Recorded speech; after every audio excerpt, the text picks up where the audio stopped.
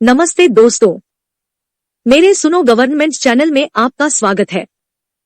मैं हूं अनीता चौहान, पत्नी Shri Prempal Singh Chauhan, deputy manager, national fertilizers limited, Nangal.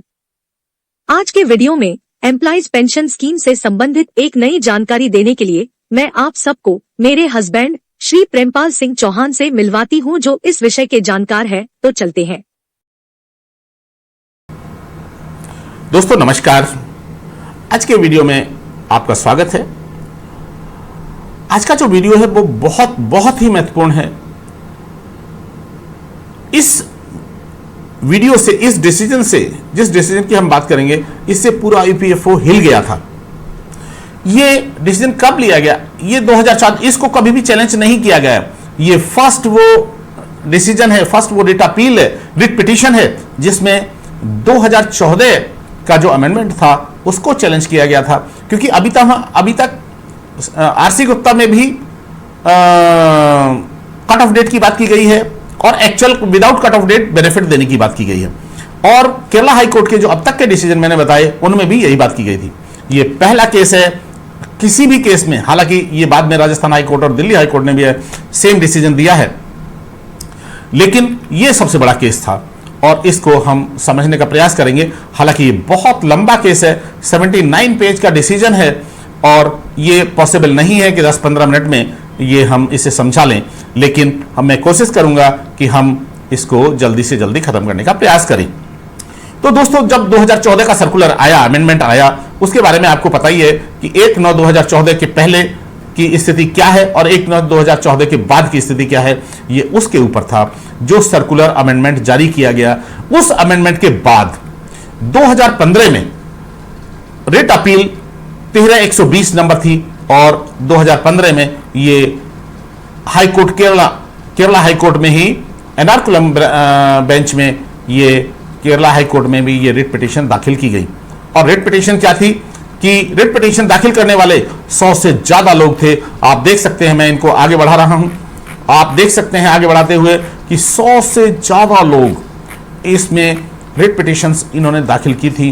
और लगभग केरल के लगभग सभी संस्थानों ने, चाहे वो किसी भी प्रकार के संस्थान थे, उसमें से मैक्सिमम लोगों ने इस अपील को, इस पिटीशन को दायर किया था।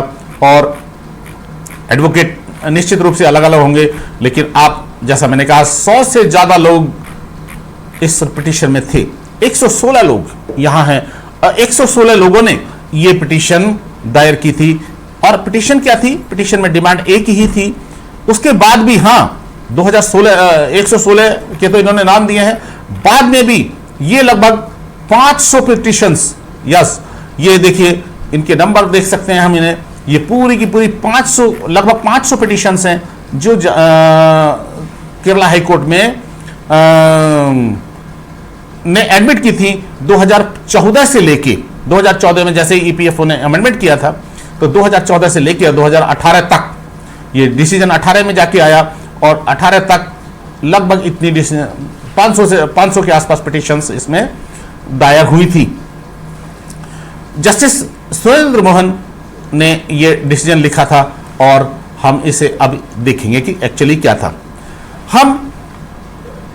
ये सभी लोग उन चेंजेस से एग्रीव थे जो अमेंडमेंट 2014 में लाया गया, और उसी को इन्होंने पूरा, मतलब नल एंड वाइड डिक्लेयर करने की बात सभी पिटीशंस में की गई थी।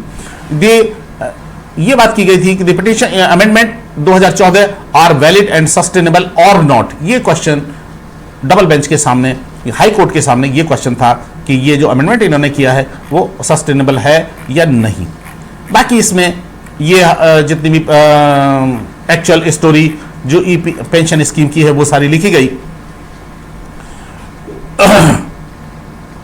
इन्होंने ये भी बताया कि अनसक्सेसफुली, यानी ईपीएफओ ने जो अपील दायर की थी पीछे, जिन की हमने बात की है डबल बेंच में, जो अपील दायर की है अनसक्सेसफुली, वो 2012 में जितने भी कनेक्टेड केसेस थे वो अनसक्सेसफुल अपील थी और उसको ईपीएफओ हार गया था। ये भी इन्होंने इसमें उल्लेख किया है। इन्होंने और भी उल्लेख किए हैं। तो पेंशन स्कीम जो अमेंड की गई थी, और इसमें इनका तर्क क्या था? ड्यूरिंग द कंट्री एक तो इन्होंने ये कर दिया था contributory period of service comprising a span of 60 months preceding the date of exit from the membership of the pension fund. एक तो जो हमारे लोगों ने, यानी जो हमारे एम्प्लॉयज ने, जो हमारे देश के एम्प्लॉयज ने ये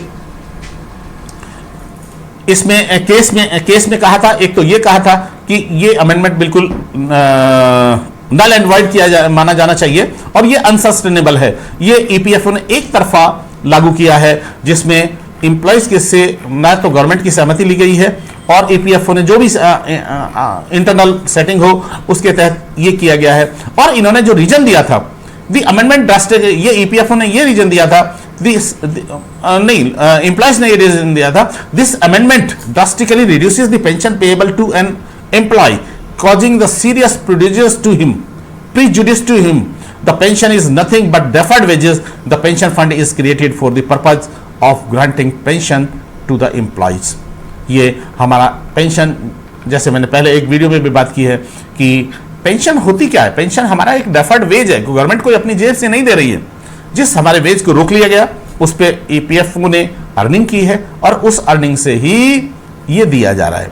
इन्होंने एम्प्लॉयज की तरफ से ही एडवोकेट ने यह भी उठाया कि एक हॉपिंग अमाउंट 32,000 करोड़ रुपए का अमाउंट ईपीएफओ के अंदर अनक्लेम्ड पड़ा हुआ है, जिसको कोई ये खबर थी उनके पास में, ये किसी पेपर में छपा था कि 32,000 करोड़ का अनक्लेम्ड अमाउंट पेंशन फंड में पड़ा हुआ है। ये भी केस ये भी उठाया गया ईपीएफओ केरला में लोगों के द्वारा हाई कोर्ट में। कई डिसीजंस पर कई डिसीजंस को रेफर किया गया हाई कोर्ट द्वारा और हाई कोर्ट द्वारा कई डिसीजंस को रेफर करने के बाद जिस निष्कर्ष पर वो पहुंचे और उन्होंने क्या क्या पॉइंट किए रेज किए गए वो हम लेते हैं। इन्होंने एक reliance is placed on the इस पे Jharkhand, state of Jharkhand versus Jitendra Kumar Srivastava, ये ऑल इंडिया सुप्रीम कोर्ट का एक केस था। इसके ऊपर रिलायंस करते हुए जज साहब ने यह भी डिसीजन दिया कि देयरफॉर, इसी पैरा में देखिएगा आप, ये डिसीजन है, therefore it is contended that the amendments are unsustainable and liable to be set aside. ये भी, और इन्होंने the manner in which the scheme has been amended to reduce the pension payable to the employees is arbitrary और liable to be set aside. ये जो petitioners के advocate थे, ये उनका था, उनका वर्जन था कि पेंशन एकदम ड्रास्टिकली चेंज हो जाएगी। जिस आदमी की पेंशन 1 सितंबर 2014 से पहले ज्यादा बनेगी और 1 सितंबर 2014 के बाद वालों की कम बनेगी, क्योंकि वहां 60 मंथ्स का स्पान इन्होंने लिया है। बाकी इसमें यही सब पॉइंट बार बार उठाए गए जज साहब के सामने एंड इस सब चीजों पर रिलायंस लेते हुए जितने भी डिसीजन सुप्रीम कोर्ट के थे उनको फ्रंट में रखते हुए, उनके ऊपर डिसीजन लेते हुए जज साहब ने जो डिसीजन दिया, हम सीधे उस पर चलते हैं, क्योंकि जो अमेंडमेंट हुए थे उनकी लगभग सभी की हमें जानकारी है और जानकारी होने के बाद उसी को रिपीट किया गया है। क्योंकि कोई भी जज जब डिसीजन देते हैं, कोई भी बेंच जब डिसीजन देती है, तो लगभग पूरा उसकी फैक्ट्स लिखे जाते हैं, तो वही फैक्ट्स सारे लिखे गए हैं। और अब हम सीधे इस पे 79 पेज का, मैंने बताया जैसे 79 पेज का डिसीजन है, 79 पेजेस में इन्होंने ये पूरी इसकी डिटेल्स लिखी हैं। दूसरा कंटेंशन, ईपीएफओ का जो कंटेंशन था वो ये था, the contention therefore is that the payment of the pension computed on the basis of the contribution made on the actual salary by the employees would deplete the pension fund and would make the scheme unworkable. ये EPFO ने कहा था वहां पे, जो कि scheme आने वाले दिनों में पेंशन फंड जो है वो डिप्लीट हो जाएगा एंड स्कीम जो है अनवर्केबल हो जाएगी। ये पेंशन फंड की तरफ से, ईपीएफओ की तरफ से उठाया गया था। लेकिन इसमें बाद में जज साहब ने जो महसूस किया है वो ये कि ईपीएफओ ने कोई भी ऐसा डॉक्यूमेंट नहीं सबमिट किया है, ऐसा कोई भी प्रमाण सबमिट नहीं किया है कि उनका फंड कम हो रहा है।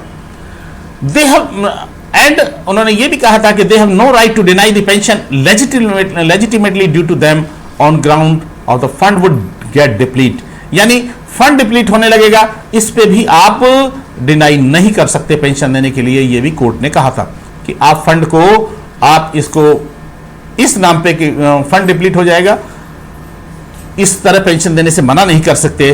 और ये जो एडिशनल 1.16% लेने का डिसीजन है आपका, ये भी अनसस्टेनेबल है फॉर द रीजन कि आप फंड डिप्लीट हो जाएगा। This sad provision is ultra vires, ये भी कोर्ट ने महसूस किया था। और 60 मंथ का जो स्पान है वो भी आर्बिट्रेरी है। The reason for the amendment is disclosed by the counter affidavit filed by the payment of the pension on the basis of the scheme as it stood prior to the amendment would result depletion of the fund. Absolutely no material or data to support the above contention has been placed before us. यानी court ने कहा कि आपने कोई भी data, कोई भी scheme ऐसी, मतलब कोई भी डाटा पेश नहीं किया है कि आपका फंड कम हो जाएगा। ये इन्होंने कहा था जज ने, ऑनरेबल जस्टिस ने, कि आपने कोई भी एब्सोल्यूट नो मटेरियल, देखिए आप कोई भी मटेरियल पेश नहीं कर रहे हैं और उसके बावजूद भी आप कह दें कि नहीं जी हमारा फंड खत्म हो जाएगा, तो ऐसे कैसे खत्म हो जाएगा? आपको प्रमाण देने पड़ेंगे। आपके पास 7 लाख करोड़ का फंड पड़ा हुआ है एंड उस कंडीशन में आप ये मना कर दें। इसमें भी ये भी पॉइंट आया कि जो पेपर में छपा था कि 32,000 करोड़ रुपए अनक्लेम्ड अमाउंट पड़ा हुआ है इनके पास में, ये भी कोर्ट में रेज किया गया। In absence of any material to support contention that fund is likely to be depleted, we reject this said contention. जो हमारी जजेस की बेंच थी उनने इस को रिजेक्ट कर दिया था कि आपका फंड खत्म हो जाएगा विदाउट एनी मटेरियल डेटा प्रस्तुत किए हुए। आप जब ये आप ऐसे कैसे कह सकते हैं? आपको बाकायदा एक प्लान सबमिट करना पड़ेगा। तो उसको उन्होंने ये रिजेक्ट कर दिया था इस पॉइंट को। We reject this contention. It is also the fact that the administrators of the fund invest the amounts to generate the profit and such investments. ये भी फैक्ट है कि ये भी कोर्ट ने एब्जॉर्ब किया था, ये भी कोर्ट ने देखा था कि आप इसी फंड से मार्केट में लगाकर इससे पैसा कमाते हैं और फंड जनरेट करते हैं। ये भी बात आई थी। The authorities are turning a blind eye to realities of the society by to do so. यानी आप इस तरह एम्प्लॉयज को इस तरह सीलिंग लिमिट के बहाने और इस तरह आप पेंशन कम नहीं कर सकते। कुल मिला के ये बात हुई। Therefore, there is no evidence of the fact that the fund is getting depleted by the payment of the pension is alleged. It is commonly accepted that fund base has also grown over years by accumulation of the EPF contributions. ये भी बात उठी थी कि ये fact है कि आपका फंड जो है बाई ईयर बढ़ता ही जा रहा है, आपने कभी भी इसको डिप्लीट नहीं हुआ। The stated object of the amendments is to prevent depletion of the fund. The said apprehension is absolutely baseless or for the reason stated above. ये बिल्कुल कि ना फंड कम हो जाएगा ईपीएफओ का, इसलिए आप पेंशन बंद कर दें, ये बिल्कुल बेसलेस है, ये भी कोर्ट ने कहा था। अब हम आते हैं इनके फाइनल डिसीजंस पर। जो फाइनल डिसीजन है मैं उसको आपके सामने लाता हूं। If at all a situation where the fund gets eroded occurs, the situation could be remedied at that time by enhancing the rates of the contribution of the persons contributing to the fund through the legislative exercise. The amendment to maintain the stability fund by reducing the pension would only be counterproductive and would defeat the purpose of the enactment. यानी यदि आप किसी भी समय यह महसूस करें कि आपका फंड खत्म हो रहा है, तो आप एक लेजिस्लेटिव मेजर लाकर उस समय आप इसका दूसरे एडमिनिस्ट्रेटिव एक्शंस ले सकते हैं, कंट्रीब्यूशन बढ़ा सकते हैं। ये भी बात की गई कोर्ट में कि आपको जब लगे कि कंट्रीब्यूशन मतलब हमारा ये फंड डिप्लीट हो रहा है, तब आप एक्शन लीजिए। आज आप एक्शन नहीं ले सकते, ये इन्होंने कहा था। अब हम आ जाते हैं सीधे जो इन्होंने डिसीजन दिया था।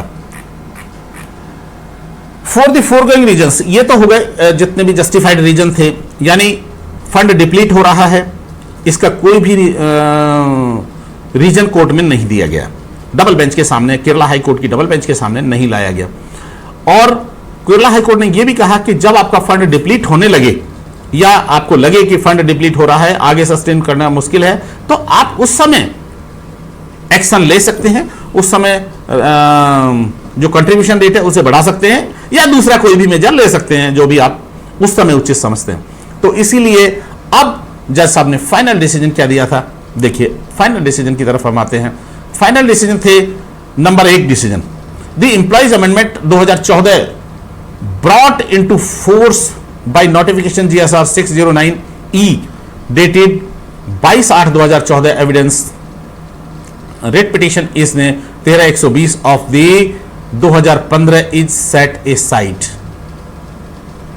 यानी इस रेट पिटिशन में जो ये 609E यानी टोटल अमेंडमेंट को सेट ए साइड कर दिया, टोटल कोई पूरे 609E यानी जितने भी अमेंडमेंट लेके आए थे उसको सेट ए साइड कर दिया, यानी कुल मिला के कहें तो रिजेक्ट कर दिया। All consistencies orders proceedings issued by the provident fund authorities respondents on the basis of the impugned amendments shall also stand set aside। यानी इस अमेंडमेंट के बाद जो 28/8/2014 का अमेंडमेंट था, उसके बाद जितने भी आपने सर्कुलर भी जारी किए हैं वो सब भी सेट असाइड, वो जितने भी प्रोसीडिंग्स जारी किए हैं, ऑर्डर जारी किए हैं, वो सब भी सेट असाइड कर दिया था।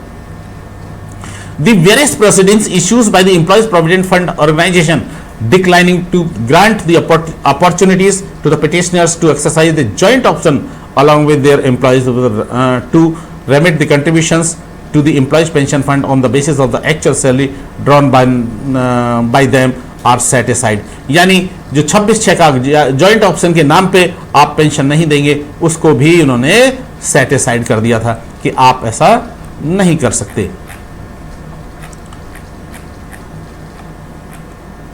The employees shall entitled to exercise the option stipulated by the paragraph 26 of the EPF without being restricted in doing so by inheritance in insubsistence of debt, there will be no order to the cost। ये हमारा decision था, ये जज साहब का decision था। इसमें 2 जज थे, जस्टिस के सुरेंद्र मोहन और AM बाबू। तो ये डबल बेंच का डिसीजन था और डबल बेंच में इस तरह इसमें 500 से ज्यादा रेट्स थी और 500 से ज्यादा रेट्स में इसमें 2014 का जो अमेंडमेंट था, जिसको हम आज भी, जिसकी वजह से सबसे ज्यादा परेशानी हुई है स्कीम को टोटल बदल के रख दिया गया।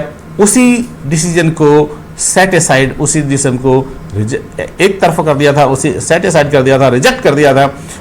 इसके बाद तो मैं समझता हूं ये RC गुप्ता से भी बड़ा डिसीजन था, इवन सुप्रीम कोर्ट के डिसीजन से भी बड़ा डिसीजन था ये उस समय 2018 का, जिसमें ये हमें जब हम स्टडी करते हैं, जब हम रिसर्च करते हैं, ये सब चीज़ें तभी पता चलती हैं। हम भी इस पेंशन से जुड़े रहे, लेकिन हमें भी ये जानकारी नहीं थी कि 2014 का जो अमेंडमेंट है उसको टोटल सेट असाइड कर दिया है केरला हाई कोर्ट ने। आप देखेंगे कि इसको समझने के बाद हम ये समझ सकते हैं कि ऐसा नहीं है जो लोग कोर्ट की बात करते हैं कि कोर्ट में भी ऐसा होता है वैसा होता है। कोर्ट ने कितना बड़ा डिसीजन लिया था और ये 2014 से ही रेट दायर होनी शुरू हो गई थी, लेकिन रेट दायर होते होते 500 रेट हो गई थी और 2018 में आके ये डिसीजन हुआ था। तो मैं समझता हूं कि आपको ये केस भी समझ में आया होगा। बहुत बहुत धन्यवाद। यह वीडियो आपको कैसी लगी कमेंट करके जरूर बताएं ताकि मैं इसमें सुधार कर सकूं। इस वीडियो को देखने के लिए धन्यवाद। लाइक और सब्सक्राइब करें, बेल आइकॉन जरूर दबाएं।